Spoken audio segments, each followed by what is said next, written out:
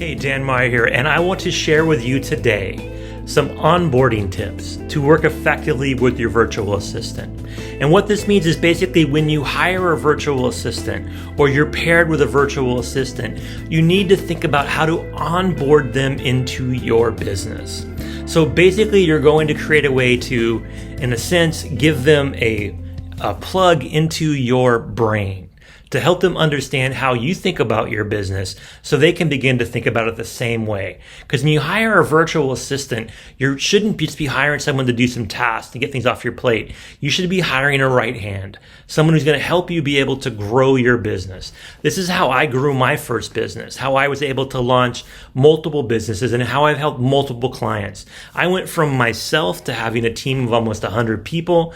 I've helped 30 clients so far this year. Maybe that's not a lot for some people, but for me, that's quite a bit. I started the year with 2 VAs and 4 clients, and I'm finishing up the year with over 30 clients and over a dozen VAs. And I grew my business by having virtual assistants who do things that I'll talk about today. So when you want to grow your business, when you see that you have something that you need to scale, you want to find a virtual assistant to help. So the first thing you want to do is you want to have a process. When you think about any job you've ever had, there was some training involved. There was some day one mentoring going on. There were some expectations, reading some rules, understanding procedures. It was an onboarding process to bring you on board to the business, right? You need to do the same thing with your VA. If you just tell them to watch some videos and look at your website and you think they're going to be able to understand everything you do, that's only going to probably lead to frustration for both of you. Because yeah, they may understand the technical of what you're doing and have some idea of the pieces that make up your business, but they're not going to understand really the most important piece is why you do it. Why do you do it? And how do you do it? Because they're going to want to be able to learn from that so they can start doing the same thing. So when you have everything set up, the contract settled, you sign, you process the payment, you're ready to get on board with the VA, think about the steps next, right? So if you document this, it's the best way to do it.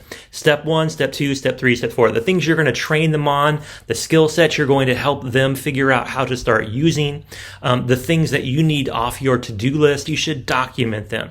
You can either write it out in a document or you can make a video where basically you go through those steps, but think about how you want to onboard. And when you do that, you want to make sure that you're creating a list of things to do, right? All the things that you wish your assistant can do over time, a description of what they are. And then after you create this master list, start giving them one at a time. Don't give them the whole list on the first day. It's going to overwhelm them and they're going to try to do everything well and do nothing well. Give them one thing to start out with, let them master it, and then move on. I call this, going vertical before going horizontal. Eventually, they can do everything you want, but let them have small, successful steps towards learning one thing first before they try too many. Map this out. Diagram it, make a process flow, do a flow chart, build it in PowerPoint, whatever you need to do to kind of document it. It could be scratched on paper, but this is how the flow of your business works. These are the steps that you need help with. This is what the VA is going to do. They're going to see they're part of a bigger picture. They're going to understand their place in your master plan, and this will make you much more successful. You also want to think about how you do communication and reporting. This is always a challenge because most people that hire a VA are super busy and they don't really think they have time or don't really value what it means to check in with somebody on a regular basis. Set a check-in time. I see this happen all the time. The VA says they don't know what to do, and the client says the VA is not telling them what they should do, and things aren't getting done on time because they're not setting a check-in time. Every day at 2 o'clock, a quick be available on most days, and it can't be every day, make it most days at 2 o'clock. I'm just making this up. Be available at a certain time to have a quick, 2-minute chat, check-in, using Facebook Messenger or WhatsApp or whatever you want to use. Set a weekly staff meeting. Even if you don't have them all, set them, prepare for them, have a communication plan.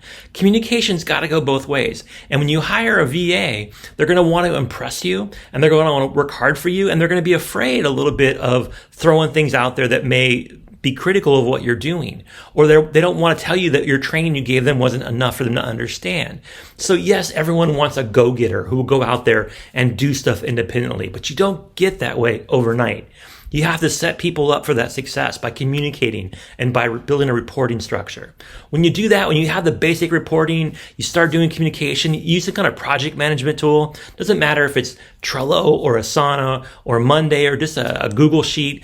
Whatever it is, you need to have somewhere to track their tasks. You want to be able to quickly see what they're working on, what they've completed, and what they've got coming up. They want the same thing, right? They want to see something that shows their accomplishments, that allows them to tell you where you're at and gives them an expectation of what's coming next. If you have some kind of project pipeline that you have them working on, it's going to make sure that you're much more successful. When you onboard somebody, you want to think about what they're going to do for the next couple weeks to a month. You want to plan it out. If you don't do that, you're going to frustrate yourself. You spend a couple hours in the first week doing this onboarding stuff. You build up the communication timeline. You schedule checkpoints. You build up some way to do some reporting. You use some kind of project management tool. You can have them set it all up. You just make sure it gets done the way you want it, and you have to stick to it. If you stick to it, they'll stick to it. That's how you're successful with a virtual assistant. The last thing is make sure you have somewhere to store stuff, right? So either one of you could set up a Google Drive or a Dropbox to share things through, right? Emails just don't work, right? Emails get lost. Doing things only through chat when you're trying to give a lot of complicated directions don't work. The best way to do is put some documents, they can be videos or written out, into a shared drive telling the VA what to do, give them feedback on what they're doing, and tell them what they're going to do next.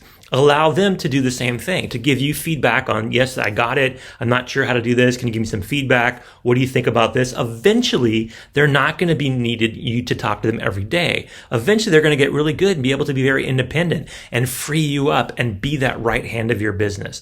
But that will only happen if you do the onboarding period correctly. So I hope that helps. Think about the onboarding process. This is everyone should really think about when they hire a virtual assistant. When you start with the VA, you got to really think this through. You can talk about it briefly in an introduction call. You can do some kind of informal interview and mention this kind of stuff. That's not enough.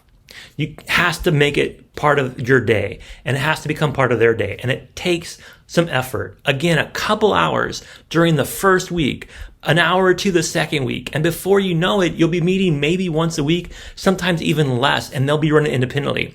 But if you don't take those few hours in the beginning to explain to them why you want your LinkedIn managed this way, or why you want graphics to look this way, or why they should talk about your book this way, or how that you want them to position you on social media, or who are the kind of people they should be bringing to you as potential clients. If you're not explaining that clearly to them, they're not going to get it. And you can't just say it once. They're trying to learn what's up here from you, right? It takes effort. It takes time. Put it in and you will be rewarded. So I want to thank you for your time. I hope that helped. Now, if you've already got a VA, think about where you fell short in onboarding. Think about where the VA is not meeting your requirements and how you can up both your games by spending a couple hours planning this out. I'm happy to walk that through that with you. I've got a lot of best practices I can share, but when I see people succeed with a VA, it's because they put effort into onboarding. And when I see people fail with a VA, it's because they just were too busy, didn't have time, expected things to happen automatically too quickly. Those things will happen, but not in the first couple weeks. So again, thanks for your time. Now go out there and onboard a VA and make your business even more massively successful.